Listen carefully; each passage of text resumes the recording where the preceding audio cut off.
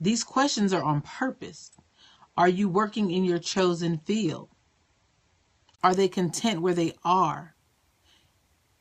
Okay, so question number 2. See, this is not going to be long. Go ahead and share this out, y'all. Go ahead and share this out, because I don't want to have to repeat all of these, because I'm not going to do them all over again. But most people aren't working in their chosen field, right? Which brings up what? A conversation. Your purpose is to converse with the person that you think you want to spend more time with. Getting to know them, because since most people aren't working in their chosen field, you can talk about that. So what happened? That leads to another question. What did you go to school for? What happened that you went to school to be a physical therapist, but you're working at the vet? So, see, brings up conversation. Number 2, how many hours a week do you work? That's a good question. Because see, when you get into a relationship and you're like, he doesn't have time for me. Well, you never asked how much time he spent at work. Now he's frustrated at you because you're expecting him to get off at a certain time when he works 80 hours a week. Can anyone work 80 hours a week? They probably can. Let's say 60. He works 60 hours a week. But see, when you met him, he was on vacation. So he was around town doing this, doing that. He had a little bit more time for you, but now he's back at work and he's working 60 hours a week.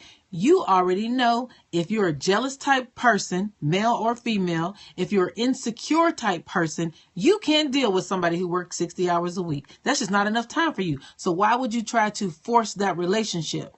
Why would you try to sit back and say, well, I'm just going to see how far it can go? No, you're going to frustrate yourself. If you are a quality time person, this is it, knowing your love language. Everything I teach works together. So you have to follow me to even know what I'm talking about right now. If your love language is quality time, then you probably wouldn't want to be with someone who works 60 to 70 hours a week, because your quality time is going to be cut. You'll be frustrated. They will be frustrated because obviously they like to work a lot, or they have to work a lot. Which is it? Do they just enjoy their job? Does their job require them to work 60 plus hours a week? Or do they need the money? Which is a whole nother conversation that you'll find out later, though. You'll find out later about why they work 60 hours a week. Okay, number three. So what does your job entail? Do you have to travel? Do you do business at home? Do you have clients? Tell me about your job. Do you see how much you can find out about a person and their work? So we've only asked 3 questions. Those 3 questions that's a good 15-minute conversation. Good 15-minute conversation. You're on a date, you're out to dinner, you want something to talk about. You ask the questions. He who asks questions is in control. You ask the questions and then you just listen and you let them talk. Ladies, we talk too much. We want to tell everything at once. Number four. What is your dream job?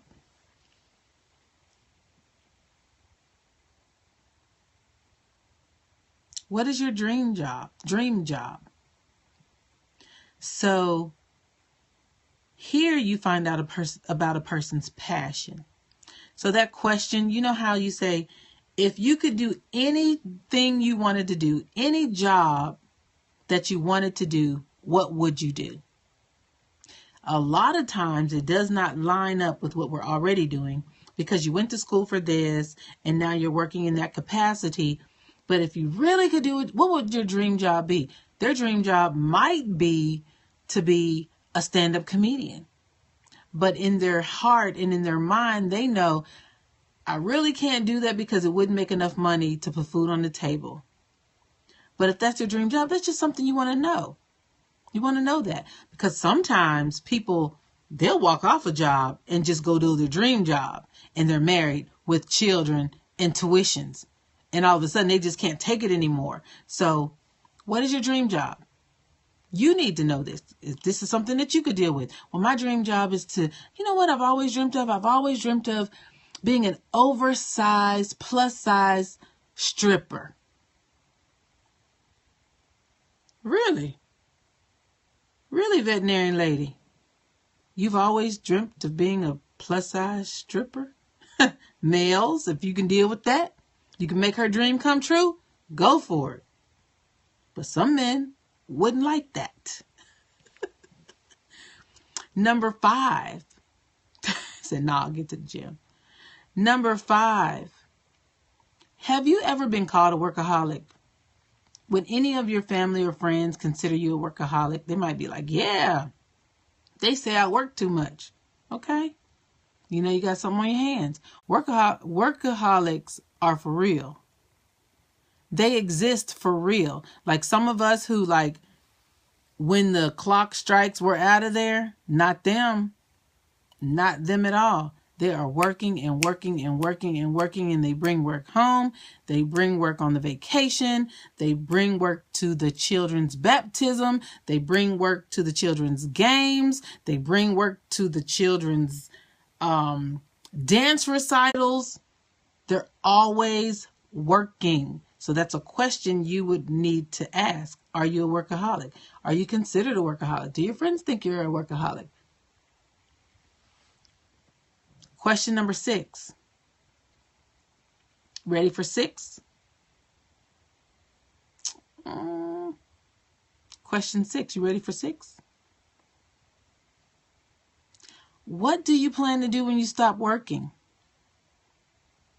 So the question I really just asked you is, what's your retirement plan? So y'all don't think about that when you're dating somebody. You don't think about that, but you need to think about that. Work some more? Oh, Lord, help me.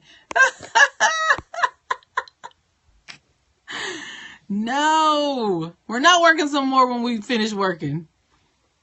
What do you plan to do when you stop working? What is your retirement plan? If they say, I don't know, then you know. See, all of these questions is for you to gain data while you are dating. Is this someone I can deal with? Is this someone that I can't deal with? Where are their deficiencies? Where are some places that I can help? See, when I teach wives in waiting, one thing that they're preparing themselves for is the husband that they're going to have. So in some of these questions, if you know that man said, I don't have a retirement plan. Well, you already know that's an area that either you can deal with or not deal with. And if that's true for him, like he doesn't have a retirement plan, he might not have a retirement plan because he hasn't been educated in what a retirement plan looks like and how to build a retirement plan, especially if you're young. If you're in your 20s, you're not thinking about that. But in my 20s, I was.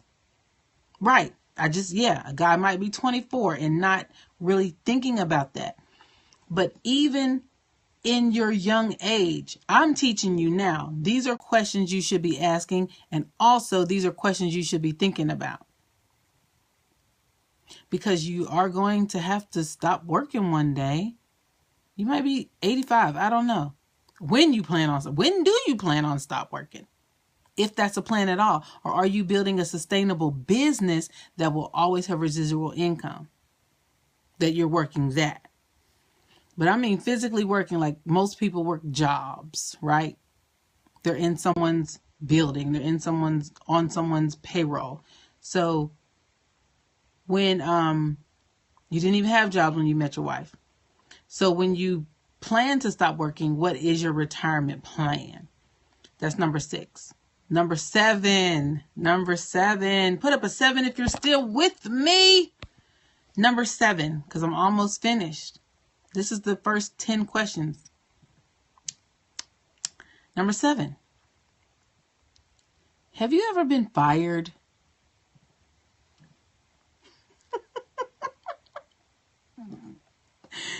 And definitely you want to know what that was about.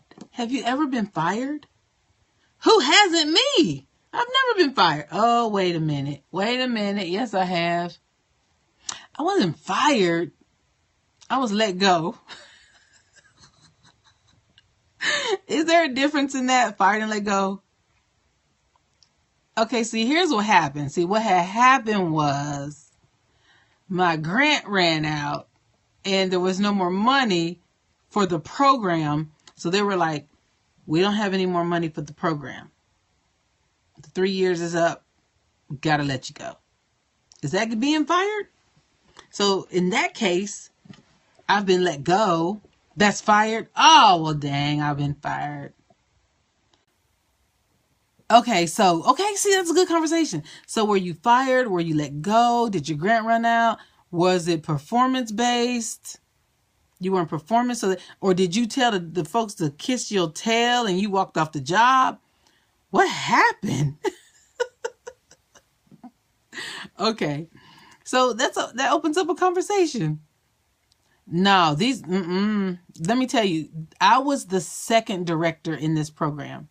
The program is not even existent anymore. The program is non-existent. It's gone. And I was the second person in the program. So they had gotten like $5 million the first year.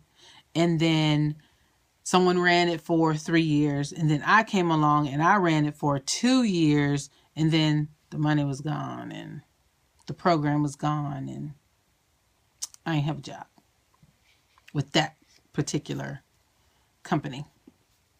Yes, we were doing brain research. Early childhood brain research. Yep. Don't you shut up. He said, Doc, you got fired. Yes, it was a nonprofit organization. Yep. And you know what? If the grants aren't there, if the people don't give, if the donations aren't big enough, you don't have a program in a nonprofit. Yep, funding. It was over. It was over. But you know that going in. You know that going in. When I got hired, I knew what the grant was. I knew what the job was. I knew what the research was. And I knew it was for a limited time. Because if the money doesn't continue to roll in, then you don't have a job. And I was there specifically for the early child development in the brain research. I mean, they still have other programs, but they don't have that program. And we got all the data we needed. Okay, anyway, good question. Have you ever been fired? See, we talked about that for a good minute. That's a good conversation. Number eight. Yeah, and I got cut. And they had to, because they have other payrolls to make, right? Number 8. Have you ever quit a job suddenly? So not have you been fired, but have you ever quit a job? Because this will tell you about a person's integrity. This will tell you about a person's, their mentality. Yeah, you want to know the reason. Have you ever quit a job suddenly? And have you changed jobs a lot? Like, how many jobs have you had? Name your first job. How many jobs have you had? So you want to know what kind of jobs they work. And if they're quitting, what are you quitting about? Man, on my last job, oh girl, she told me I couldn't wear my hat. And I was like, I ain't taking my hat off for nobody. Because see, I had to get my hair braided that weekend. You quit a job because they told you to take your hat off. Okay. And see, now you're with him and he's all freshly cut and he's looking nice. You didn't even know he wore braids before. But with this story, he said, yes, the person kept reminding me that I was a black male. Yeah. So what did they quit for?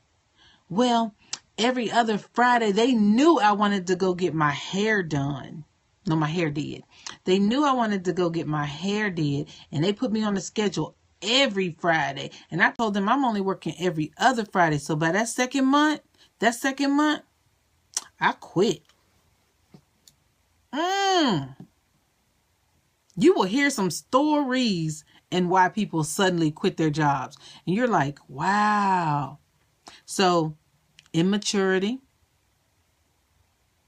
no patience, They don't want to follow directions. Morons, right? They